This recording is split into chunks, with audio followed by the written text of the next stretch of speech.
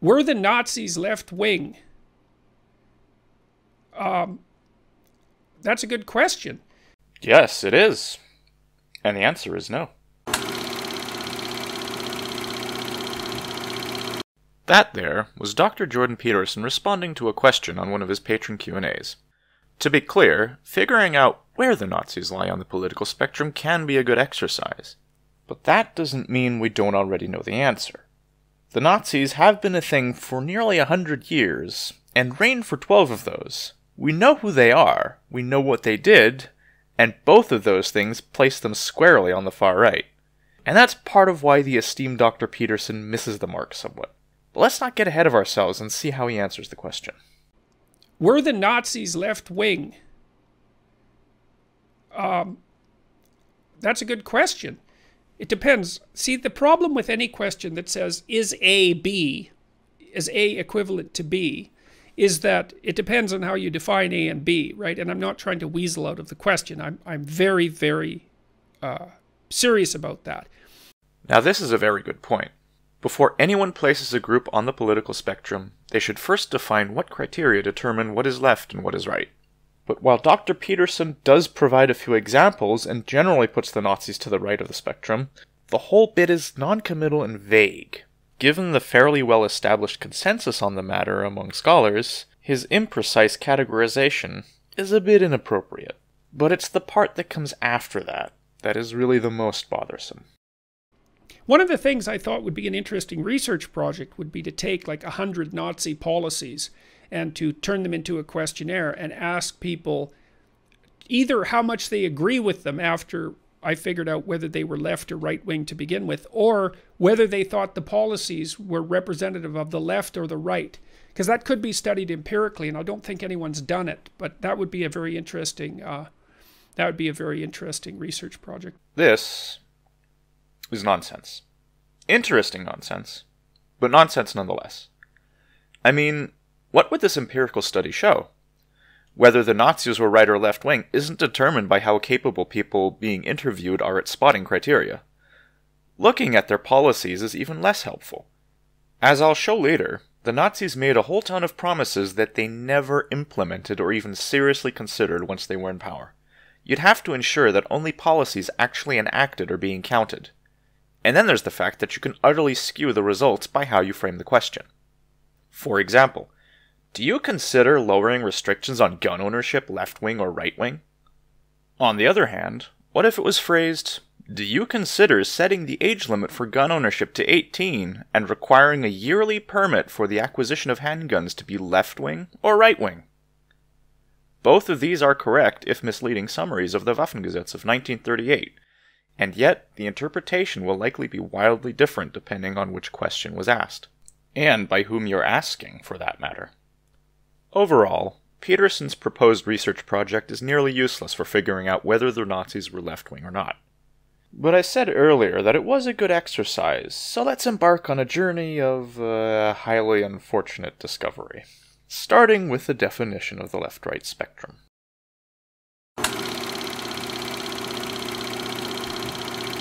Where does the left-right spectrum originate from? Allow me to go off on a bit of a tangent. During the French Revolution, the members of the National Assembly started sorting themselves according to general political beliefs. The royalists and religious gathered on the right of the chamber, as seen by the chair of the assembly, while those opposed to the monarchy sat on the left.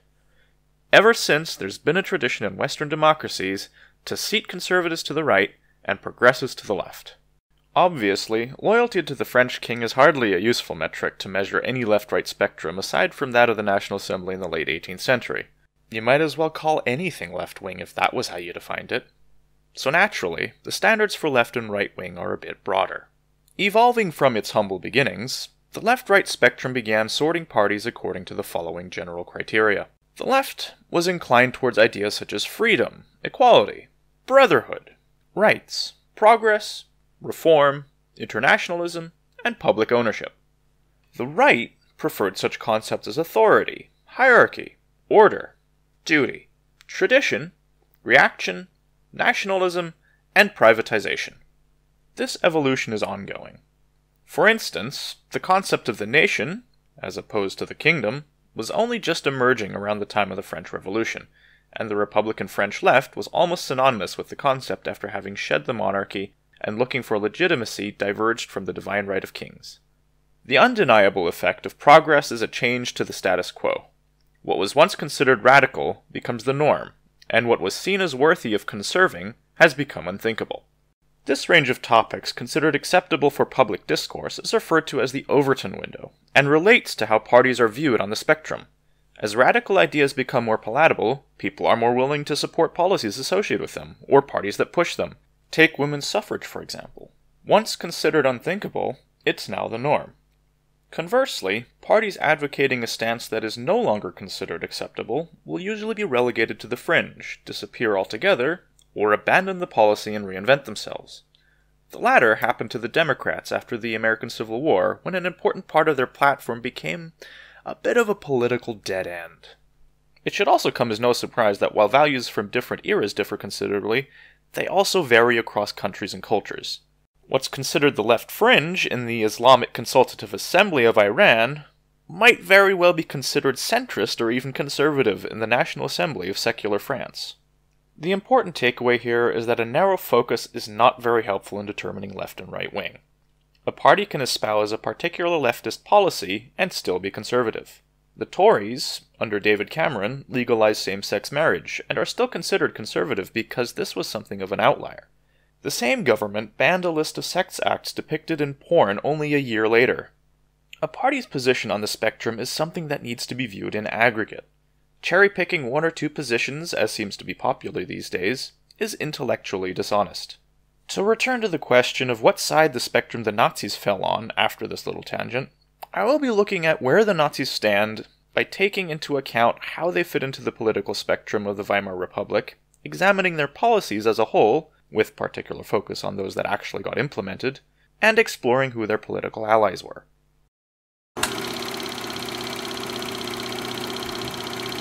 So now that the groundwork's been laid, let's kick things off by looking at where the Nazis sat. By literally looking at where they sat. Here's the opening session of the Reichstag in 1930. For our convenience, and in contravention of the ban on uniforms, the Nazis dressed in their brown shirts and are easily visible sitting to the right of the president of the Reichstag. And here's a diagram for clarity. The Nazis are seated to the far right alongside the nationalist and anti-Semitic German National People's Party, the DNVP. The next party from the right was the Protestant and anti-Semitic Christian Social People's Service, the CSVD, that had split from the DNVP after the latter's anti-democratic wing grew in strength. The borders between the political center and the right are somewhat blurry. Several smaller parties occupy spaces here, often with niche appeal such as the German Farmers' Party, DBP. Unquestionably centrist was the Catholic Center Party, Zentrum. The German People's Party, DVP, seated to the right, was a coalition of national liberals. The German State Party, DSTP, is an interesting case, as it was the union of the center-left German Democratic Party, DDP, and the center-right People's National Reich Union, VNRV. The DSTP was an attempt by the Democratic Center to try and curb the rise of the far left and far right. Unfortunately, it didn't really work out. And on the left, we have the Social Democrats, SPD, and the Communist Party of Germany, KPD. The Nazis considered themselves right-wing, as shown by where they sat in the Reichstag. In fact, the main reason they sat further to the left in the previous legislature elected in 1928, as seen here, had more to do with their amount of seats. Their delegation being inferior in number to that of the DNVP, the latter had priority in choosing where to sit. Make a mental note of the DNVP. They'll be important later. So that's where they sat. What was the platform they were elected on? The 25-point program requires a bit of explaining. It needs to be seen in context rather than as the ideology of the Nazis set in stone. It was written up in 1920 and publicized alongside the German Workers' Party's rebranding as the National-Socialist German Workers' Party, the NSDAP, or the Nazi Party. Who exactly wrote or contributed to it is controversial. Usually DAP founder Anton Drexler is credited, though the, say, capitalism critic Gottfried Feder is considered to have at least contributed points 10 and 11. Now, the program itself had little impact immediately. And in spite of the fact that Hitler declared it immutable in 1926, he suspiciously neglected to mention it at all in Mein Kampf, which he had published in 1925. He also ended up clarifying point 17 later on with an addendum to the program, in an effort to appeal to right-wing financial backers. But the program is as good a starting point as any.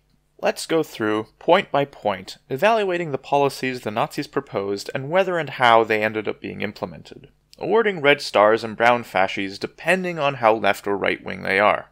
It's not very academic, but looks convincing. And ultimately, we're trying to see how left or right-wing the Nazis were in aggregate. We don't want to miss the forest for all the trees. I repeat myself, but keep in mind that the Nazis actually needed to have implemented or at least actively pursued these particular policies for them to get credit.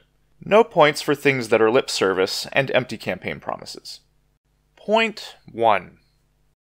This one's pretty straightforward. While the right to self-determination of peoples is generally considered left-wing, the Nazis actually didn't care much for it. The guiding principle of one of the few of President Woodrow Wilson's 14 points that was implemented after World War I recognized the rights of nationalities and ethnicities to form their own countries. Hitler and the Nazis exploited the fact that the German-speaking peoples were left out.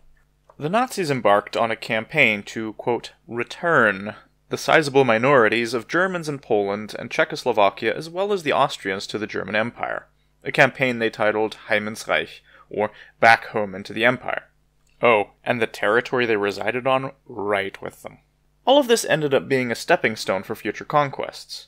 Not content with the Sudetenland and Czechoslovakia, the Nazis conquered all of Bohemian Moravia and made Slovakia a puppet state. Poland came next. The Nazis didn't give two licks for the self-determination of other peoples except where it suited their needs to get them to cooperate. Ukrainian nationalists were rather disappointed when Hitler denied their requests for a Ukrainian state, and they ended up fighting a bloody guerrilla war against both the Nazis and communists. Point 2. This ties into the previous point about self-determination, but also deals with restrictions on the military. Mind you, pretty much the entire German political spectrum opposed the Treaty of Versailles, which dealt with Germany. The Treaty of Saint-Germain was none too popular in Austria either. So while the irredentist nature of this point is kinda right-wing, we'll give it a pass, even if the Nazis did manage to get the treaties effectively revoked from the fall of France to the end of World War II. Point 3. Ah yes, imperialism. Lenin, expanding on Marx's theories, decried imperialist colonialism as the final stage of capitalism. Colonies, being rejected outright by the major leftist movements, at least on paper, are therefore an inherently right-wing policy. What the Nazis originally meant with colonies is disputed. It's likely this point referenced the German colonies lost after World War I. Hitler ultimately rejected this in Mein Kampf and the Bamberg Conference of 1926, laying out plans for the colonization of Eastern Europe instead, which the Nazis very much attempted to do. So... Point 4. No real debate here. Making citizenship contingent on ethnicity is a staple of the far right. The Nazis ended up implementing forms of this with the Nuremberg race laws. The main targets, of course, were the Jews. Note that this is also the only time the Nazis directly reference Jews. For the rest of the program, the anti-Jewish rhetoric is implied through reference to the term Volksgenosse, which roughly translates to member of the race. Point 5. Kinda part of 4 and a bit of a truism on its own. We'll give partial credit for this one. Point 6.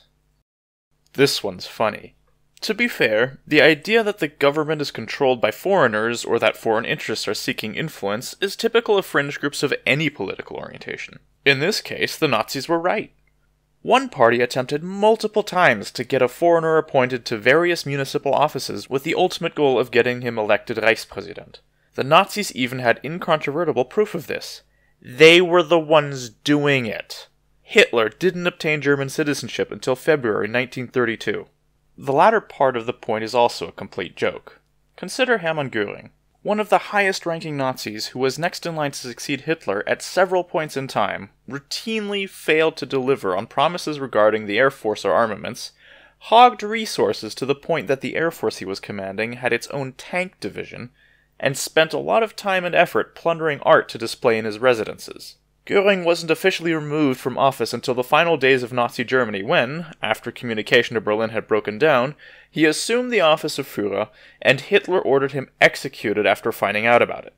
In other words, Göring held office in spite of his character and supreme lack of abilities. No credit whatsoever for this one. Point 7. An inherently nationalist policy. While the implementation of a welfare state is generally considered left-wing, it has a rather long tradition in Germany, dating back to the 1880s. Framing the discourse in terms of excluding foreigners is inherently right-wing. Not to mention the Nazis did end up plundering the countries they occupied to pay off their debts and to avoid having to force lower rations on the German population, to the detriment of the people they robbed. Point 8. Oh hey, a ban on immigration. Now the Nazis didn't ultimately implement this, and made generous exceptions for Europeans wanting to fight for them. You can argue whether this was because a complete ban on immigration is impractical and the Nazis realized that upon coming to power, or because they were never sincere about it in the first place. But since it wasn't implemented, this one gets a pass. Point 9. A progressive position to have. Pity the Nazis utterly failed in upholding it. Even if you ignore their treatment of German Jews, the various legal rights granted to party officials and the fact that membership in the Nazi Party was practically required to advance in various jobs shows this point to have been an utter lie. Hitler even had himself personally exempted from having to pay taxes. Not that there were many rights in the first place. With the Reichstag fire decree, most civil liberties were nullified and not restored until the Allied occupation. No credit. Point 10. Collectivism versus individualism, with a dash of work ethic. This doesn't fall as neatly on the left-right spectrum as some will have you believe. Individualism is arguably a progressive value, while duty is a conservative one. But at the same time, collectivism is a staple of socialism and Marxism. It's also popular among modern right-wing movements to champion rugged individualism. It's a mess, really. So, since you can find the phrase, "if you don't work, you don't eat," in both the Bible and the Soviet Constitution of 1936, this one gets a pass. Point 11.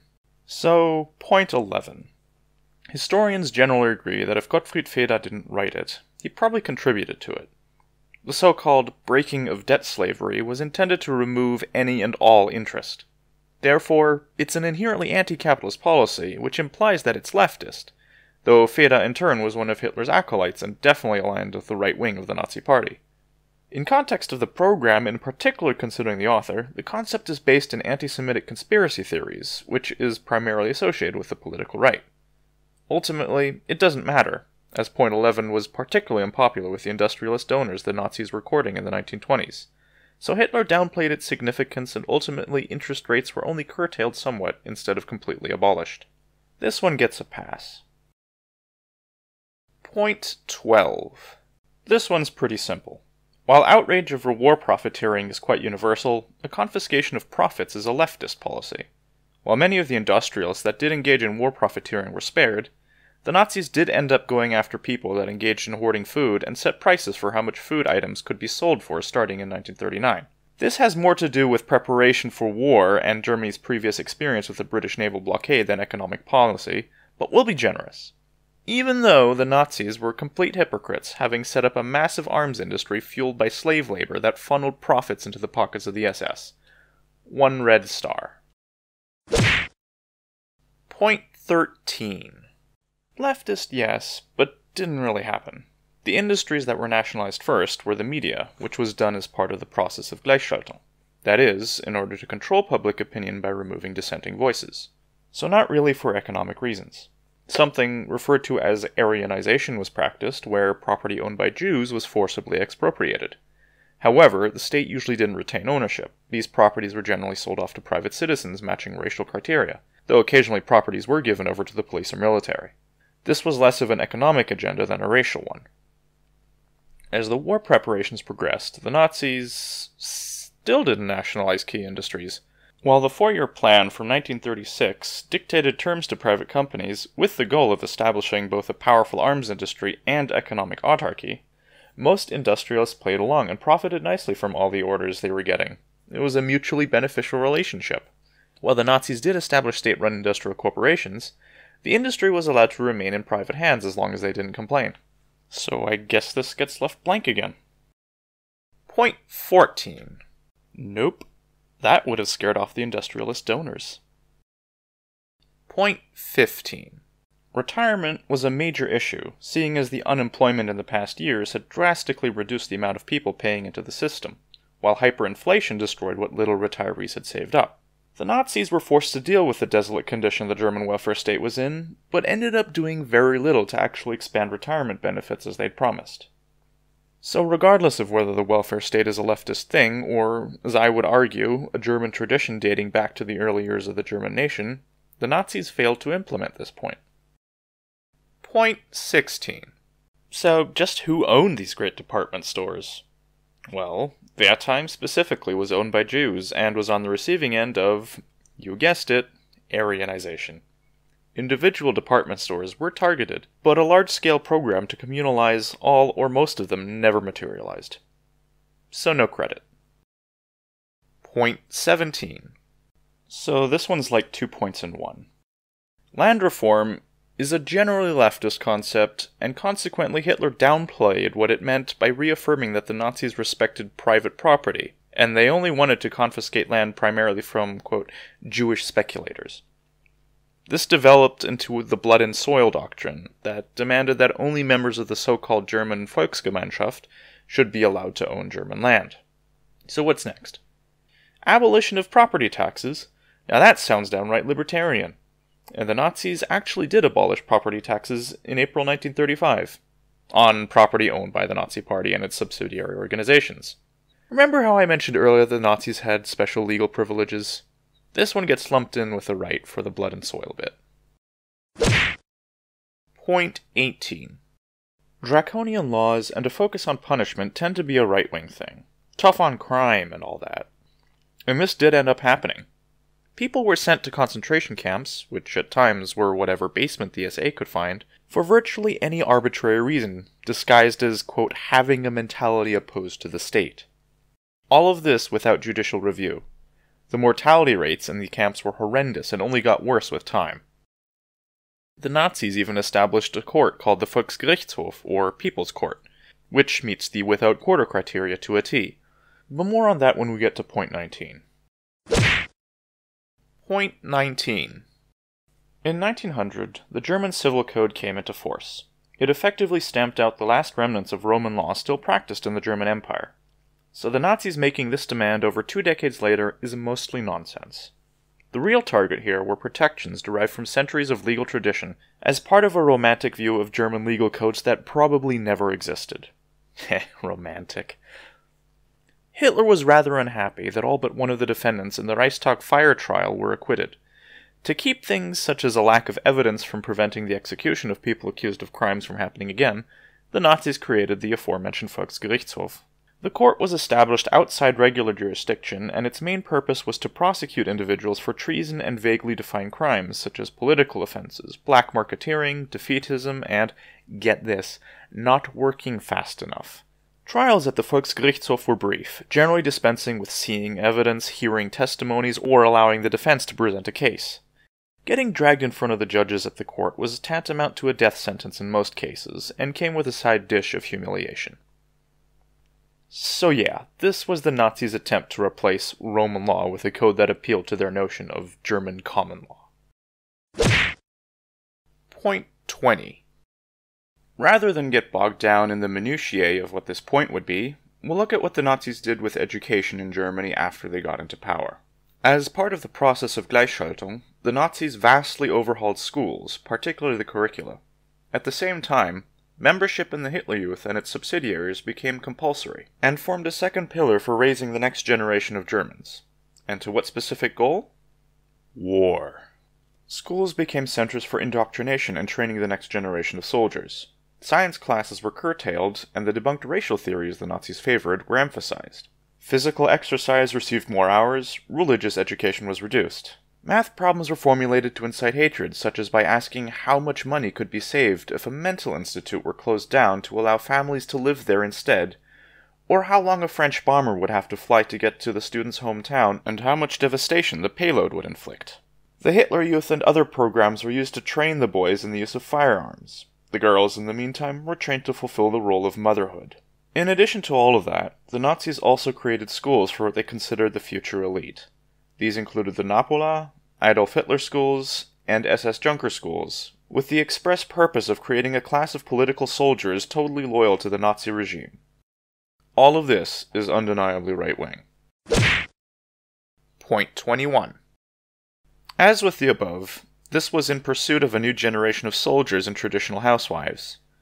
Policies that the Nazis implemented included subsidies for couples with multiple children, along with handing out medals for mothers with 4 or more, and a legal ban on abortions. Yes, the Nazis banned abortions, reinstating previously abolished legislation.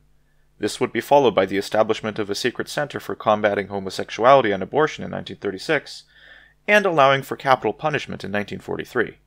At the same time, as part of their eugenics program, the Nazis had abortions and sterilizations performed on people that didn't meet their definition of member of the race, or that were mentally or physically disabled. As reprehensible as all this is, it's logically consistent with their racist and traditionalist worldview. Point 22. To a certain extent, this point was obsolete less than a year after the program was published. It refers to the Provisional Reichswehr in derogatory terms, which was the transitional military that would become the Reichswehr in April 1920. The Reichswehr was significantly limited in what it could do, with the army capped at 100,000 men, the navy at 15,000, and the air force at Germany wasn't allowed to have an air force at all. Now, I'd argue that having a military, particularly one actually capable of defending the country, is a sufficiently politically neutral thing. And the Reichswehr, lacking legal access to a large reserve, a general staff, heavy artillery, capital ships, armored cars, and planes, was effectively neutralized as a modern military, which was what the Allies had intended. But poor wording aside, wanting a military that can prevent foreign powers dictating policy, which France and Belgium did via the Ruhr occupation, is a relatively neutral political position to have as far as the spectrum is concerned.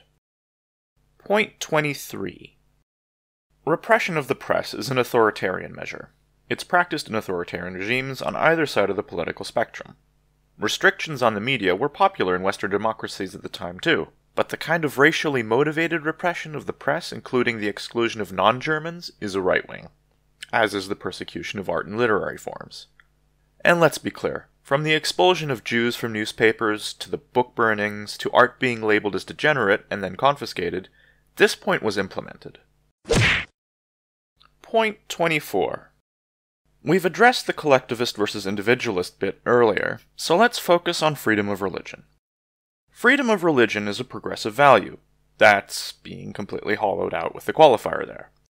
Religions that the Nazis went after were Judaism and the Jehovah's Witnesses, but the Catholic and Protestant churches were repressed as well, if to a lesser degree because they often did as they were told. As mentioned earlier, religion was curtailed in schools.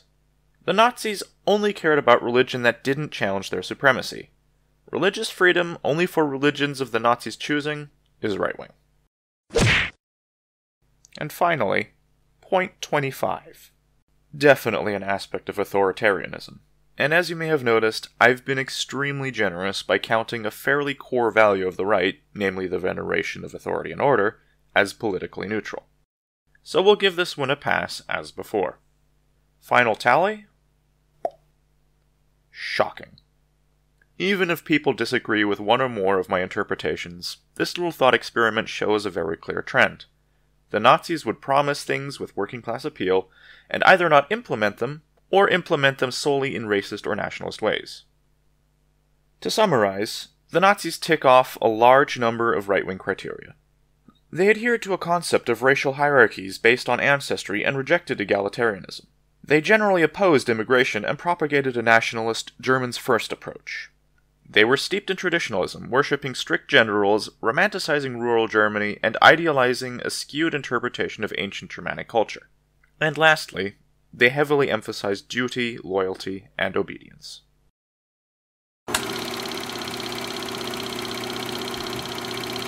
Have you heard of the farmer and the stork? It's one of Aesop's fables about a farmer laying traps for cranes eating the seeds in his fields. He ends up catching a stork along with the cranes. The stork asks to be spared, pointing out that he's not a crane. The farmer refuses, as the stork has been caught in the company of thieves. The moral of the story is, you're judged by the company you keep. So whose company did the Nazis keep? Let's start with domestic politics. This is where we get back to the DNVP. The DNVP was founded in the aftermath of World War I, combining the disparate right-wing conservative forces and acquiring the racist and anti-Semitic elements of other parties over time. The name was hotly debated. One of the leading conservatives, Kuno Graf von Westop, felt that calling it the German National People's Party implied it was dishonestly wooing the masses, while actually advocating for a form of aristocratic rule. The name won out in the end. And this clearly was a right-wing party.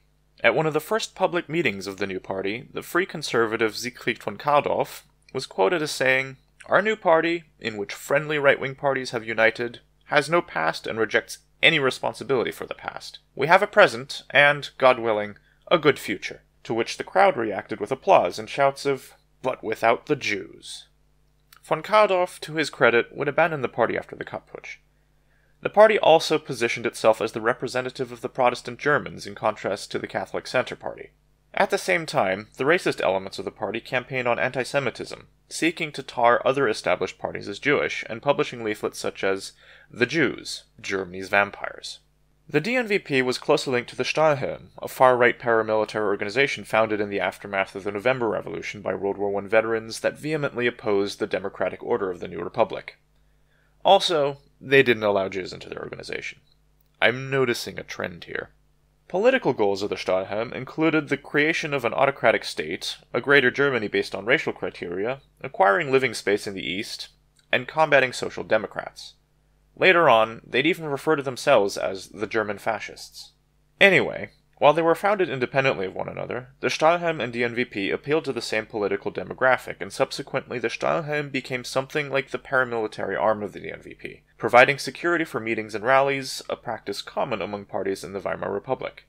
Officially, the Stahlhelm referred to itself as unaffiliated with any party.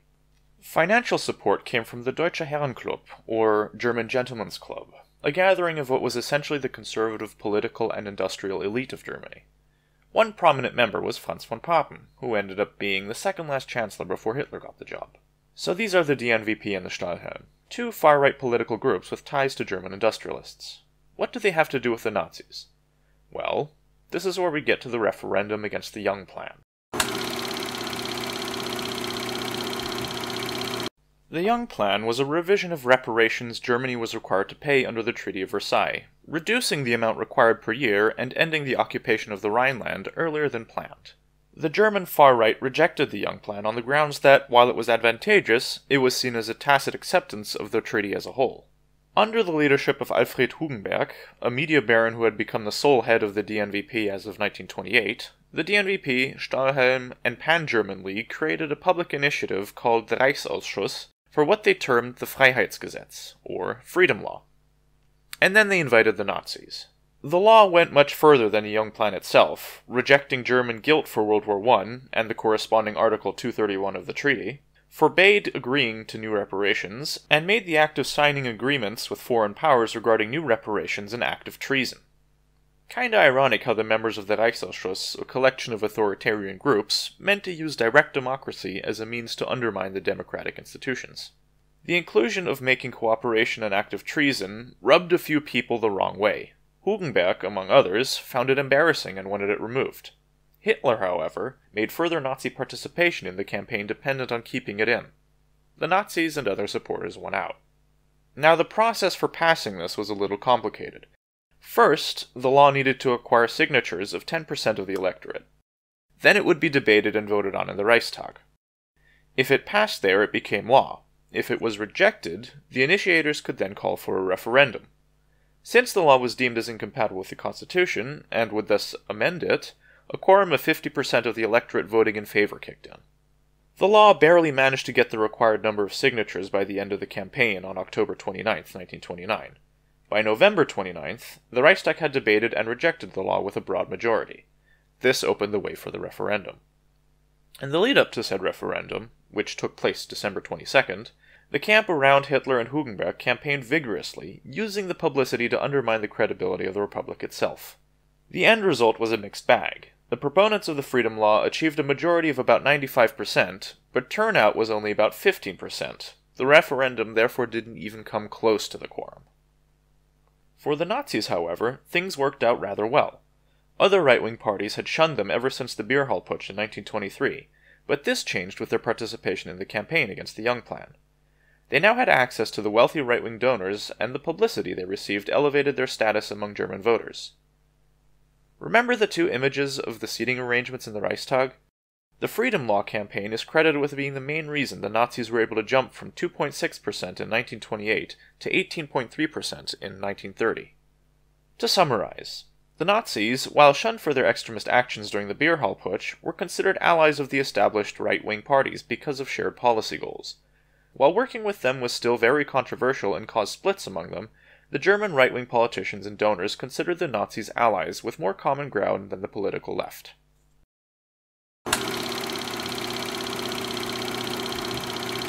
Nazi foreign policy was marked by shifting alliances made and broken depending on changing circumstances. It can get really confusing, so here's a condensed rundown. The year 1933. Hitler was granted the chancellorship. He set about dismantling what was left of German democracy immediately.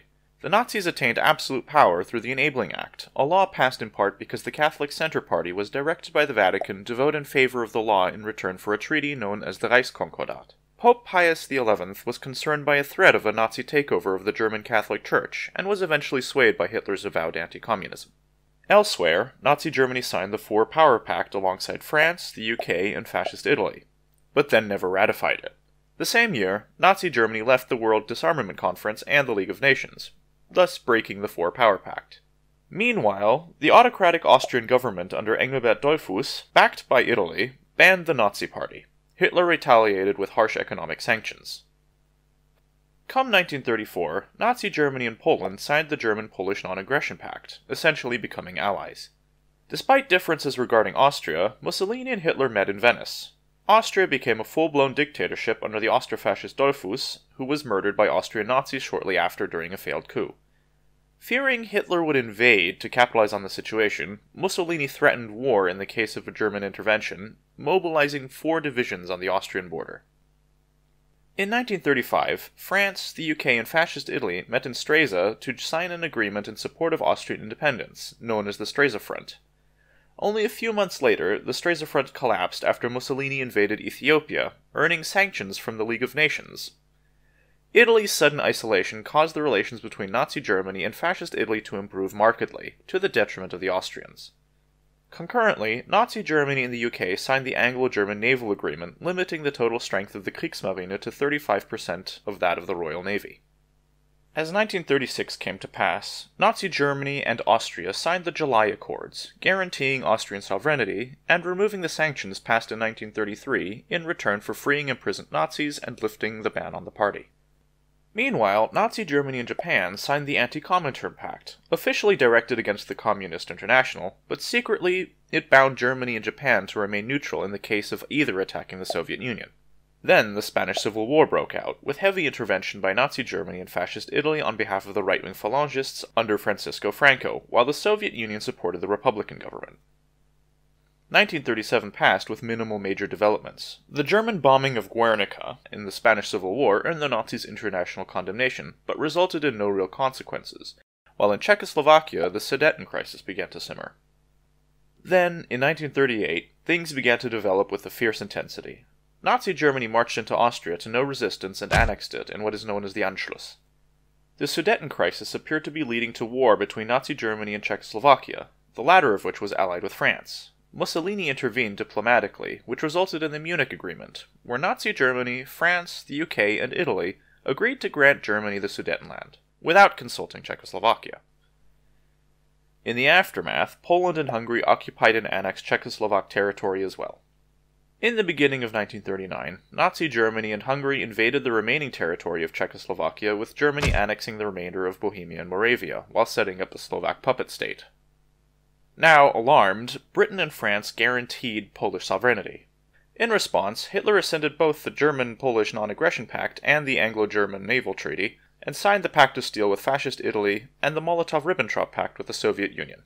The latter included a secret addendum wherein Nazi Germany and the Soviet Union agreed to divide Poland and the rest of Eastern Europe among themselves.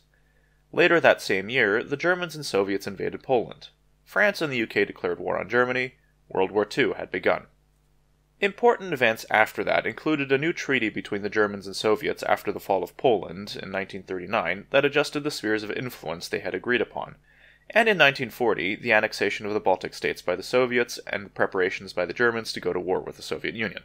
In 1941, Germany did just that, and resurrected the anti-Comintern pact with Japan while they were at it. So what does this tell us about where the Nazis stood on the spectrum? Very little, to be honest.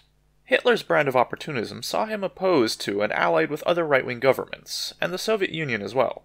He engaged in a turf war with the Austro-fascists where the main disagreement was about Austrian independence. Hitler and Stalin were adherents of opposing ideologies, but were able to come together and divide Poland. Hitler saw foreign policy and treaties as a tool to achieve his long-term goals, and that's what's ultimately important. The Nazis sought to claim lands in Eastern Europe in line with their Lebensraum doctrine, and made alliances to acquire these, peace in our time by peace. The other constant, from the Reichskonkordat to the Anti-Comintern Pact, and finally to the invasion of the Soviet Union, was anti-communism. Hitler, and thus the Nazis, were violently opposed to socialist, Bolshevist, and communist movements. Any actions counter to this fundamental tenet were for opportunistic reasons, and eventually reversed.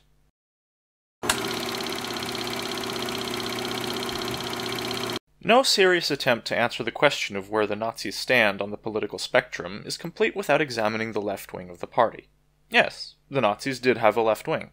Movements, organizations, and parties generally have sub-factions, and thus form a miniature version of the political spectrum. Let's look at some of the leaders of the part of the Nazi Party considered nominally left, and what happened to them.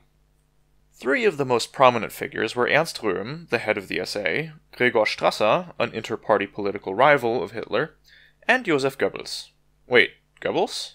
Wasn't he one of Hitler's most trusted underlings, often listed among the group called Hitler's Loyal Paladins? Yes, he was, but in the early days of the Nazi Party, Goebbels was critical of Hitler, and aligned with the left wing of the party. First off, Ernst Röhm. After serving in the Royal Bavarian Army during World War I, Röhm served in the Reichswehr and as a member of a Freikorps, a far-right militia that was involved in the crushing of the Munich Soviet Republic in 1919. He met Hitler during this time and joined what would become the Nazi Party shortly after. After leaving the Reichswehr because of his involvement in far-right politics, Röhm spent some time as an advisor in Bolivia. On his return to Germany in 1930, Röhm was granted leadership of the Sturmabteilung, or SA. He turned the SA into a formidable force and used his position to leverage preferential treatment for himself. Politically, he pursued the goals of replacing the Reichswehr with the SA and to put into practice the confiscation and expropriation of property in accordance with the 25-point program. Ultimately, Röhm's rivalry with Hitler, anti-capitalist leanings, ambitions to replace the military, and homosexuality spelled out his doom. In the night from June 30th to July 1st, 1934, the SS killed various leaders of the SA, along with a number of other political opponents, in an event referred to as the Röhmputsch, or the Night of the Long Knives. Goodbye, Ernst Röhm. On to Gregor Strasser. After serving in the Bavarian Army in World War I, Strasser claims to have joined the same Freikorps Röhm did, though there isn't much beyond his own statements to show that this actually happened. In 1921, Strasser did take over leadership of a nationalist paramilitary group that included the future head of the SS, Heinrich Himmler. In 1922, Strasser heard Hitler deliver a speech on how the middle class was being destroyed. Profoundly moved, Strasser joined the Nazi Party. After the refounding of the Nazi Party in 1925, Gregor Strasser and his brother Otto made a name for themselves as ideological leaders of the party's anti-capitalist and social revolutionary wing, as opposed to the Völkisch nationalist wing led by Hitler. The Strasser supported cooperation with the left-wing unions, pro-Soviet foreign policy, the expropriation of royal and noble property, and the nationalization of banks and industry. This brought them into conflict with Hitler, who opposed cooperation with the SPD and KPD, supported a reimbursement for royalty and nobility with regards to the confiscation of their property, and, as we covered earlier, amended the 25-point program to assuage any concerns over the issue of expropriation. In 1926, the Nazi Party held a leadership conference in Bamberg, establishing Hitler as the indisputable head of the party and curtailing dissent from the so-called National Bolshevist wing headed by Gregor and Otto. Gregor and his brother had been setting up rival institutions in the northern branches of the Nazi Party, including a new party newspaper. During this time, Strasser had founded the Arbeitsgemeinschaft Nordwest, or Working Group Northwest, wherein he tried to further his aforementioned agenda. The conference featured a lengthy monologue by Hitler rather than a discussion over which direction was best for the party. He rejected key goals of the Strasse-Right faction, namely an alliance with the Soviet Union, on grounds that it would lead to the Bolshevization of Germany and national suicide, and the expropriation of the nobility. Strasse acquiesced to Hitler's sole leadership in the party, and the conflict was settled in favor of the right wing. While Strasse was now in constant conflict with Joseph Goebbels, he rose within party hierarchy, being appointed the head of propaganda. As the de facto second-in-command of the party, he organized the various branches and created a party structure that was instrumental to its establishment as a fixture in German politics. By 1932, Strasse was a key figure among Nazi leadership and was considered the most approachable by other right-wing politicians. Case in point, Chancellor Kurt von Schleicher secretly offered Strasse the chancellorship during the coalition negotiations. This ploy to split the Nazis failed when Strasse declined, though it also led to him being sidelined in the Nazi power struggle. Strasse ended up resigning from his party offices as a result. During the Night of Long Knives, Strasse was arrested and killed. Whether Hitler himself gave the order, or if instead Hermann Göring, Heinrich Himmler, and Reinhard Heydrich acted on their own initiative to eliminate their rival once and for all, is up to debate. Goodbye, Gregor Strasse. Let's finish this off with Joseph Goebbels. Post-World War I, Goebbels underwent a bit of an existential crisis and drifted politically. He is said to have viewed the far-left Ruhr uprising in 1920 very favorably, but also maintained racist and anti-Semitic views. In 1924, at the founding Congress for the National-Socialist Freedom Movement, a successor organization for the recently banned Nazi Party, Goebbels became enamored with the cause and became a protege of the previously mentioned Gregor Strasse. Goebbels' career took off under Strasse, who gave him a number of important positions, including a leading role in the program of the Arbeitsgemeinschaft Nordwest. Goebbels was severely disillusioned by the Bamberg Conference on February 1926, referring to it as probably one of the greatest disappointments of his life. Specifically, Hitler's stances on the Soviets being an enemy, private property being respected, and no expropriation of the nobility without compensation riled him the most. But by April, Goebbels' attitude changed. Hitler invited him, along with a few others from the northwestern Nazi branches, to Munich, and convinced him in a 3-hour talk to see things his way. Over the course of the next few years, Goebbels would break with Strasse and follow Hitler dutifully, abandoning his left-wing ideals and usurping virtually all of Strasse's positions within the party over time. Whatever ideals Goebbels may have retained remained smothered under his public devotion to Hitler until they both committed suicide near the end of World War II. Goodbye, Joseph Goebbels. So to recap, two of the most prominent members of the left-wing faction of the Nazis weren't terribly left-wing to begin with, and were murdered shortly after the Nazis came to power, and the third ended up converting and strongly supporting the right-wing bloc under Hitler.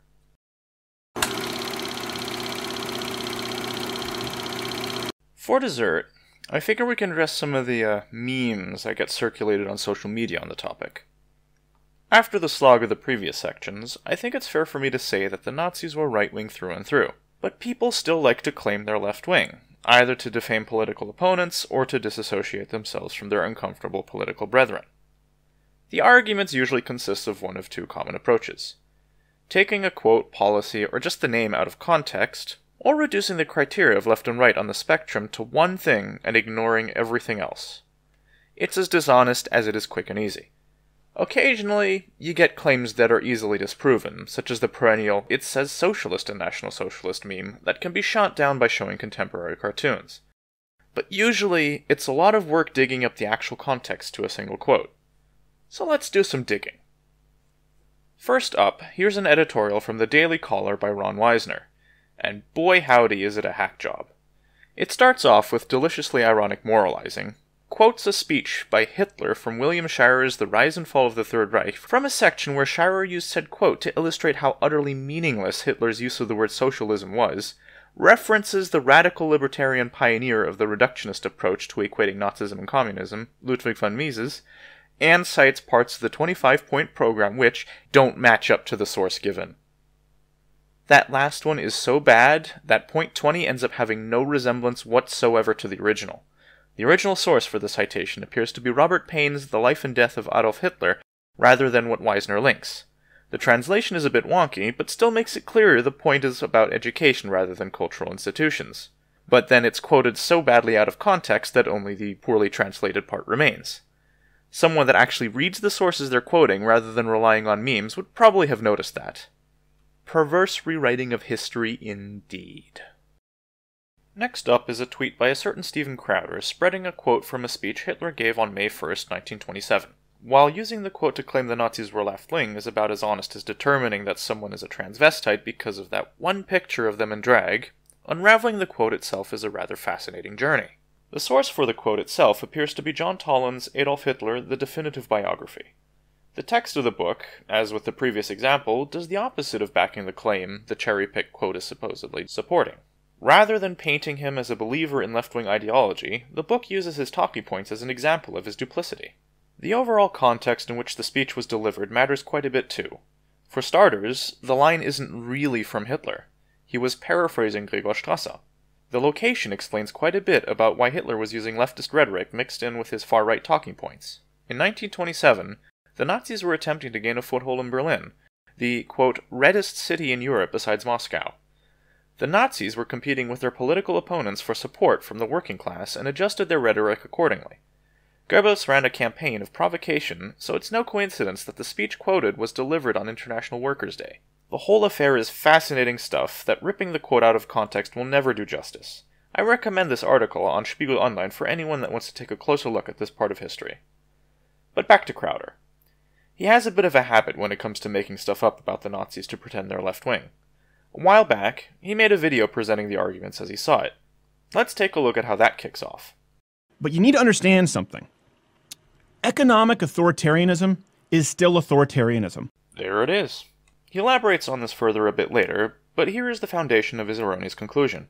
If there are any restrictions on economic freedom, the system is unfree as a whole. He's operating under a false dichotomy. Everything not compatible with his ideology is the same, and therefore wrong. He rambles on about mob rule and big government, and then adds a couple lies, exaggerations, and distortions for support. I'd prefer not to unravel that mess, and would like to only address the fallacious evidence instead. Nazi stands for National-Socialist German Workers' Party. Okay? So put that in your back pocket. We've got a better place for that, actually. Hitler promised employment for all. Of course, was a self-avowed socialist. Innovative public works schemes, gave workers increased benefits. He increased jobs by increasing the state, not allowing wages to rise with prices because he wanted people working for the government. He ensured everyone had a job. Big education, free daycare. You had basically an entire generation who were raised by the state. Nationalized health care, up to an 80% tax. Gun control, of course, implemented gun control. Abortion, was radically pro-abortion, blaming on the 1%. Back then, the 1% were Jews. None of these things are right-wing. None of these things are libertarian or conservative. Yeah, let's stop before he starts with a fake German accent. So, here we go. Argument for argument. Hitler promised employment for all. No, Hitler didn't promise employment for all. The 25-point program as a whole promised work to those male Germans who earnestly wanted it, and threatened to cut benefits to so-called moochers. In practice, Jews and women lost their jobs almost immediately after the Nazis took power. Various jobs were no longer eligible for unemployment insurance, and people were sent to concentration camps for being work-shy. No, seriously, work-shy was a category of prisoner that got its own color-coded triangle. Of course, was a self-avowed socialist. We've covered this. He was always vague when using the term, and dropped the act after gaining power and murdering the party's left wing. Innovative public works schemes. The Autobahn myth is a long-lived one. Yes, the Nazis had massive public works programs, but they were generally not as effective at creating jobs as the Nazis led people to believe. The economy was already recovering, and people didn't need to sign up for grueling work paving roads.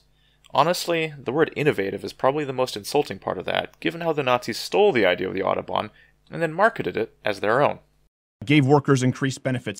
No, certain job groups were removed from unemployment insurance, but I repeat myself. Sure, you can argue the Strength Through Joy program created some benefits, but the purpose was more to destroy and replace the unions rather than improving the lot of workers.